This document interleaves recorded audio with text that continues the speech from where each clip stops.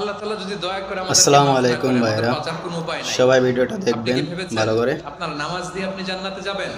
ভিডিওটা দেখলে ভালো করে বুঝতে পারবেন আপনি হুজুর কি তাহাজ্জুদ বলেছেন। গুজার, সেজদা দিতে দিতে কপালে দাগ ফেলেছেন, এটা আপনারা জান্নাতে নেবে না?